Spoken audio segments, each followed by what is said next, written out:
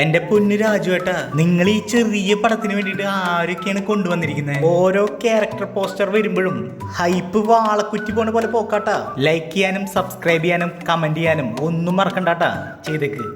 Hi friends, golden pen എന്ന YouTube ചാനലിലേക്ക് എല്ലാ മാന്യ പ്രേക്ഷകർക്കും സ്വാഗതം. Hey, it's Golden Pen, you know the name. Click subscribe and join the game.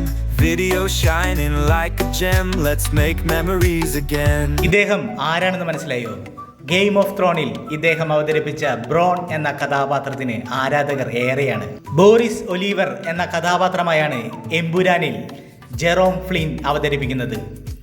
John വിക്കിലും അദ്ദേഹം ശ്രദ്ധേയമായ വേഷത്തിൽ എത്തിയിരുന്നു. അദ്ദേഹം എമ്പുരാനെ കുറിച്ച് പറയുന്നത് ഇങ്ങനെയാണ്: ഞാൻ എങ്ങനെയാണ് എമ്പുരാനിൽ എത്തിയതെന്ന് എനിക്ക് അങ്ങനെ ഓർമ്മയില്ല, പക്ഷേ സിനിമ ചെയ്യാനായതിൽ വളരെയധികം സന്തോഷമുണ്ട്.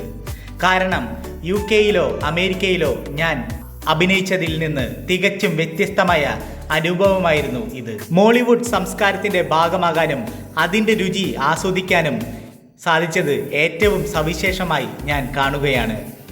ഇന്ത്യ എൻ്റെ യാത്രയുടെ വളരെ പ്രധാനപ്പെട്ടതും വിലപ്പെട്ടതുമായ ഭാഗമായിരുന്നു.